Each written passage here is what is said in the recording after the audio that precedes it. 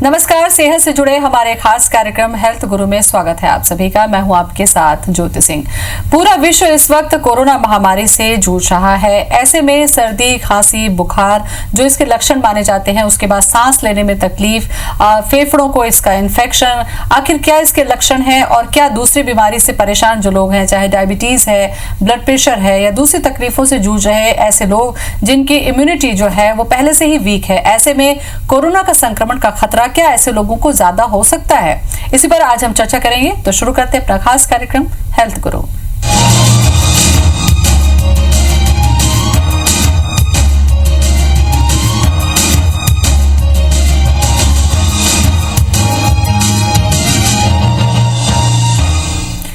और इस पर चर्चा करने के लिए स्टूडियो में आज हमारे साथ हमारे खास मेहमान मौजूद हैं। Doctor Biplab Bandopadhyay, endocrinologist and diabetologist. Doctor साहब, बहुत बहुत स्वागत है आपका। Thank you. डॉक्टर साहब, अभी जैसा कि मैंने कहा कि पूरा देश, पूरा विश्व कोरोना महामारी से जूझ रहा है। कोरोना के नाम से अब हमें डर भी लगने लगा है कि पता नहीं कहाँ कैसे इसका इन्फेक्शन हमको हो जाए। तो वास्तव में ये जो वायरस है वो किस तरीके से हमारे शरीर को इफेक्ट करता है और आगे चल के डैमेज कर देता है? जी, कोरोना वायरस सिंपल जो हमको सर्दी, खांसी, जुकाम होता है वो भी कोरोना वायरस से होता है, परंतु अचानक से कोरोना वायरस 19 जो 2019 में चीन के वुहान शहर में जिसकी उत्पत्ति हुई और ये पूरे देश में फैला, तो ये वायरस दूसरे सर्दी, खांसी, जुकाम के वायरस से या इन्फ्लुएंजा वायरस से बहुत ही ज़्यादा खतरनाक है। इसका संक्रमण बड़ी तेज़ी से फैलता है और बड़ी तेज़ी से लोगों को असर डालता है और विशेष करके इनके लोगों के लंग्स में, हार्ट में, किडनी में अचानक से असर डाल करके एक सीवियर रेस्पिरेटरी सिंड्रोम पैदा करता है, जिसको सार्स या सारी के नाम से जाना जाता है।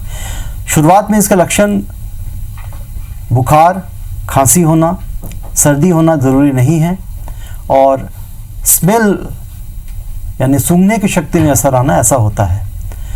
तो यदि किसी को 4-5 दिन से ज़्यादा ऐसा बुखार है और बहुत ज़्यादा कमजोरी महसूस हो रही है, मसल पेन हो रहा है, तो उनको डॉक्टर के पास जाना चाहिए और कोरोना है कि नहीं इस बारे में जो गाइडलाइंस सरकार की दी हुई है उसके हिसाब से इलाज लेना चाहिए। डॉक्टर बंदोपाध्याय, जब कोरोना सामने आया और एक जो चीज़ सामने आई वो ये कि ये तो बहुत ज़्यादा तेज़ी से फैल रहा है, आपकी छींक से, आपकी खांसी से दूसरों तक पहुंच सकता है, किसी भी जगह टच करने से हो सकता है। लेकिन एक दूसरी चीज़ भी सामने आई, वो है कि रोग प्रतिरोधक क्षमता, जिसे हम इम्यूनिटी भी कहते हैं। किसी सामान्य व्यक्ति, स्वस्थ व्यक्ति के अंदर का इम्यून पावर और किसी दूसरी बीमारी से जूझ रहा व्यक्ति का इम्यून पावर, ये कितना असरकारी होता है खास करके कोरोना के लिहाज से? जी, बहुत सही आपने सवाल पूछा। ये इम्यूनिटी जो शब्द है इसको थोड़ा समझने की ज़रूरत है। एक होती है इन्नेट इम्यूनिटी, यानी हमको वो इम्यूनिटी जो है हमको पैदा होने के साथ साथ हमको मिल जाती है, और दूसरी इम्यूनिटी है एक्वायर्ड इम्यूनिटी। जान करके मुझे भी आश्चर्य हुआ था कि हमारे शरीर में कभी करीब 6 लाख करोड़ वायरस हमारे शरीर के संस्पर्श में हैं, 6 लाख बैक्टीरिया हैं, हजारों फंगल एलिमेंट्स हैं। इन सबके साथ हम रहते आए हैं और बड़ा ही साथ साथ जीने का अनुभव मानव सभ्यता को रहा है। सो फिर एक वायरस का अचानक इस तरीके से विरुलेंट हो जाना, ये कई सारे प्रश्न चिन्ह खड़ा करता है और ये डिपेंड करता है हमारी इम्यूनिटी पे। हमारी जो इन्नेट इम्यूनिटी है, जो कि हमारी आंतरिक इम्यूनिटी, वो हमारे पोषण पे, हमारे प्रोटीन इंटेक पे, हमारे vitamin D, vitamin C, vitamin A, ये सब पे काफ़ी कुछ निर्भर करती है। इसीलिए जो पेशेंट मेरे पास आते हैं उनको मैं सलाह देता हूँ विटामिन डी सही मात्रा में लें, विटामिन ए सही मात्रा में लें, विटामिन सी सही मात्रा में लें, तो आपका इन्नेट इम्यूनिटी जो है वो स्ट्रांग रहेगा। दूसरा जो एक्वायर्ड इम्यूनिटी है, ये हमें विभिन्न तरीके के वायरस से जो इन्फेक्शन ऑलरेडी हमको मिला हुआ रहता है, जैसे कोई भी आपको सर्दी खांसी बुखार हुआ तो आप पे उस असर नहीं करता है, क्योंकि कुछ दिन में आप उसके अगेंस्ट में एंटीबॉडीज डेवलप कर लेते हैं। पर कुछ लोग ऐसे हैं जिनको डायबिटीज़ है, वो भी अनकंट्रोल्ड डायबिटीज़। यदि डायबिटीज़ आपका कंट्रोल में है तो आपको कोई घबराने की ज़रूरत नहीं है। कुछ किडनी के डिजीज़ के पेशेंट हैं, कुछ हार्ट डिजीज़ के पेशेंट हैं, और ये आम तौर पे एक उम्र के बाद होता है। इसीलिए ये देखा गया है कि 70 से 80 साल की उम्र के लोग ये ज़्यादा इन्फेक्टेड पाए गए हैं, इनमें ज़्यादा मौतें हुई हैं पूरे विश्व भर में। तो इम्यूनिटी को समझने की ज़रूरत है, सही पोषण लेने की ज़रूरत है, एक्सरसाइज करने की ज़रूरत है, और सही मात्रा में विटामिन्स जो हमारे इम्यूनिटी को बनाए रखते हैं उनको लेने की जरूरत है। बिल्कुल डॉक्टर बंदोपाध्याय, इम्यूनिटी को आपने बहुत बेहतर तरीके से समझाया। अब हमारे अंदर में जो हमारी इम्यूनिटी पावर है, जैसा कि पोषक तत्वों की बात आपने कही, ठीक है, हम बहुत सारे बैक्टीरिया और वायरस के बीच में रह रहे हैं, हमारी इम्यूनिटी स्ट्रांग है, लेकिन जब कोरोना आ गया तो हमको लगता है कि थोड़ी सी हमारी इम्यूनिटी और स्ट्रांग हो जानी चाहिए ताकि हम इससे जरूरत पड़े तो लड़ सकें। ऐसे में हमारा खान पान किस तरीके से होना चाहिए, उनके लिए भी जो सामान्य है और उनके लिए भी जो डायबिटिक है ऑलरेडी पहले से ही, क्या खाएं क्या ना खाएं? जी, सबसे इम्पॉर्टेंट, मैं चूंकि डायबिटीज स्पेशलिस्ट हूँ तो सबसे इम्पॉर्टेंट चीज़ ये है कि आप जो है अपना ब्लड ग्लूकोज लेवल कंट्रोल में रखें। तो आपको जो सलाह दी गई है कि आपको हाई प्रोटीन डाइट लेना है और शुगर ज़्यादा नहीं लेना है, चीनी गुड़ मिठाइयाँ आपको अवॉइड करनी है। इसके साथ साथ आपको दवाइयाँ समय पर लेनी चाहिए। इसके साथ साथ जो दूसरे आपको डायबिटीज़ के मरीजों में 50% से ज़्यादा लोगों को ब्लड प्रेशर होता है, हार्ट की प्रॉब्लम हो सकती है, किडनी की प्रॉब्लम हो सकती है, ये सब चीज़ों को कंट्रोल में रखना है। तो आपको नियमित रूप से अपनी दवाई लेनी चाहिए, सही समय पे लेनी चाहिए, थोड़ा एक्सरसाइज करना चाहिए, डाइट कंट्रोल करना चाहिए।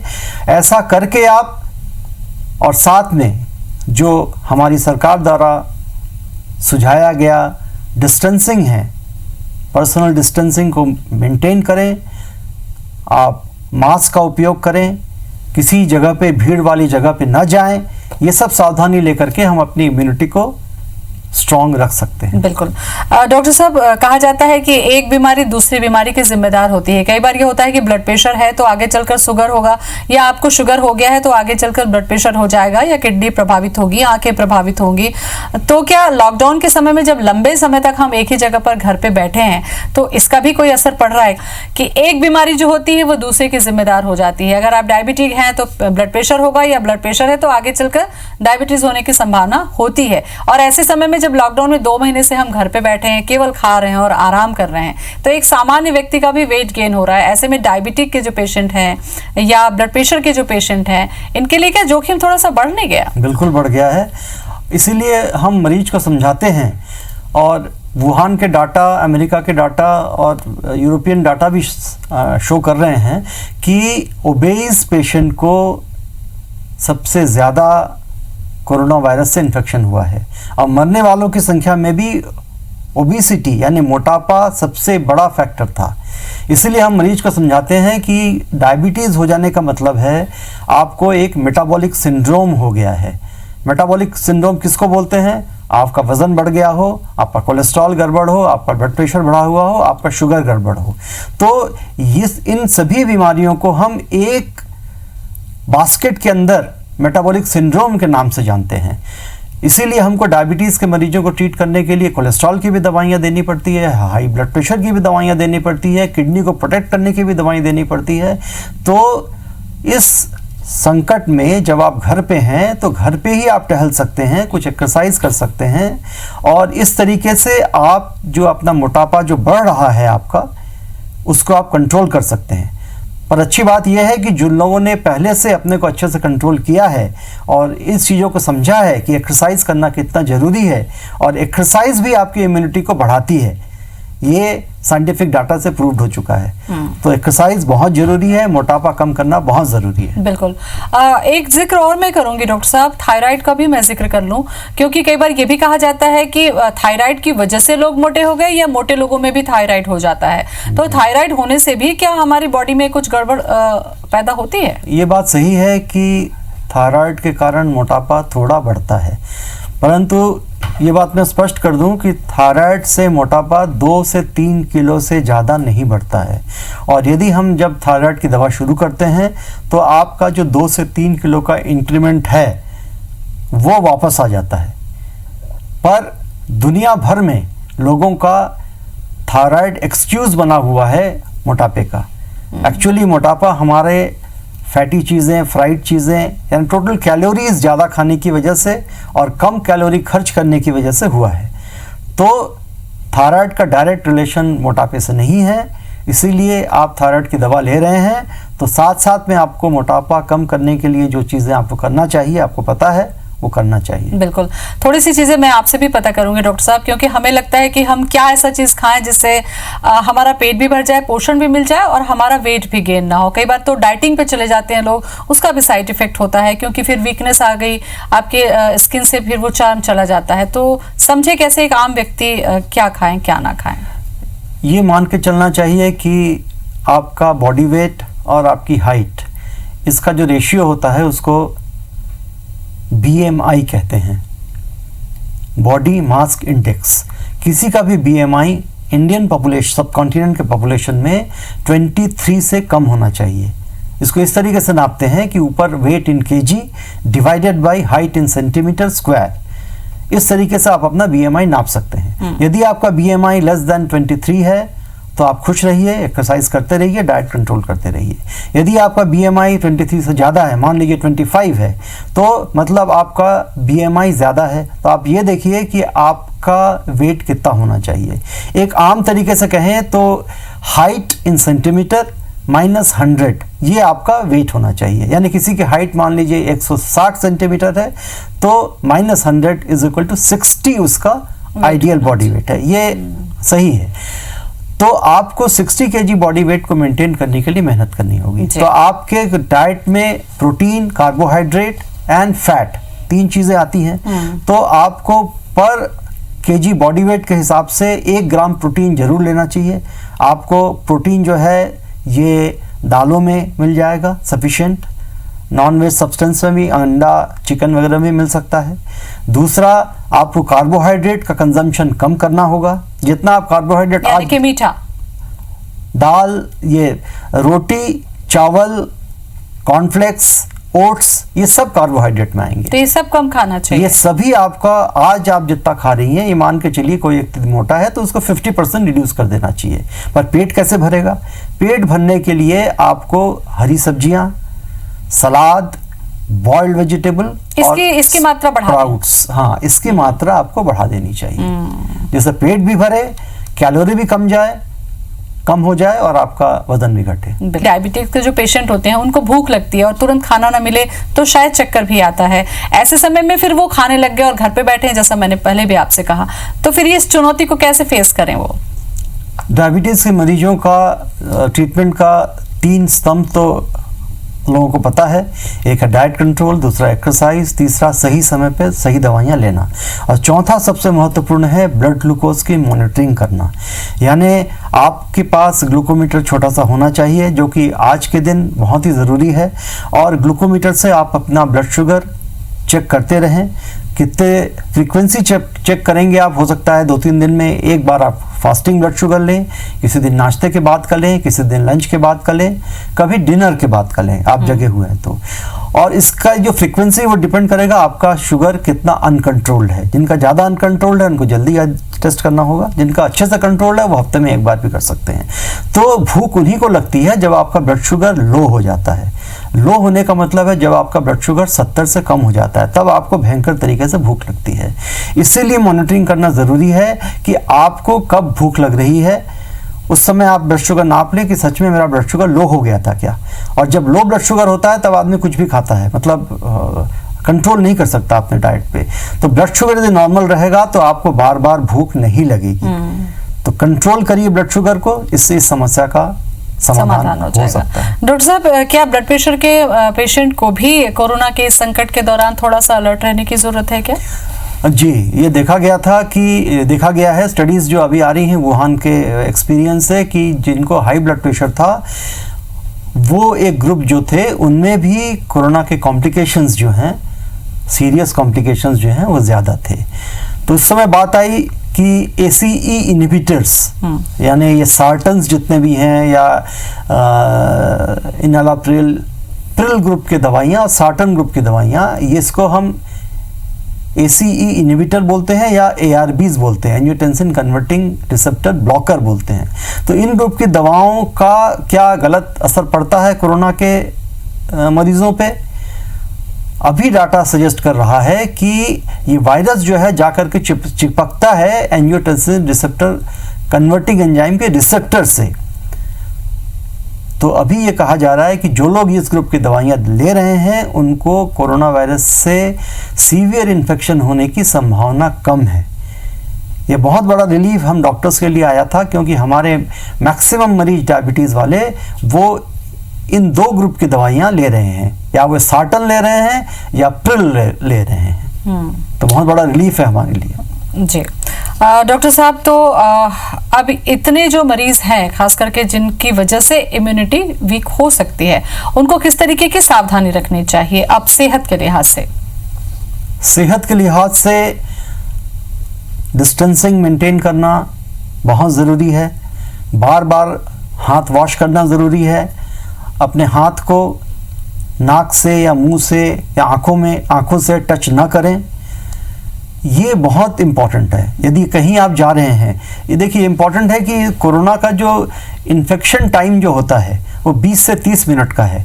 यदि आप कुछ काम में जा रहे हैं, कहीं आप खड़े हो रहे हैं, थोड़ी सी भीड़ भी है, तो वहाँ पे आप जल्दी से अपना काम निपटा के आगे बढ़ लीजिए, क्योंकि कोरोना जो है 20 से 30 मिनट में ये इन्फेक्ट करता है। ऐसा नहीं कि आपने किसी को छुआ और तुरंत इन्फेक्ट हो गया। इन्फेक्शन तब होगा जब आपने किसी सरफेस को टच किया है, खासतौर से मेटेलिक सरफेस, और वहाँ से फिर आपने अपने हाथ को मुंह में लगा लिया या आंखों में लगा लिया, तो इन्फेक्शन के चांसेस ज़्यादा है। दूसरी बात है मास्क पहनना। मास्क पहनने के लिए भी थोड़ी सावधानी बरतनी चाहिए। मास्क पहनने का मतलब ये नहीं है कि ऐसा मास्क लगाएं जिससे आपके नाक से सांस ले रहे हैं, पूरी की पूरी हवा बाहर से जा रही है, और वो मास्क पहनने का तरीका सही नहीं होगा। तो हमें पब्लिक को बहुत एडुकेट करने की ज़रूरत थी। अनफॉर्चुनेटली ये हुआ नहीं है कि मास्क किस तरीके से पहना जाना चाहिए। शायद अभी भी वक्त है कि हम पब्लिक को समझाएं कि भैया मास्क पहनने का तरीका क्या होना चाहिए। आजकल बाजार में इतने घटिया तरीके के मास्क आ गए हैं जिससे आपका जो रुमाल है, बड़ा सा रुमाल, वो ज़्यादा इफेक्टिव साबित होगा।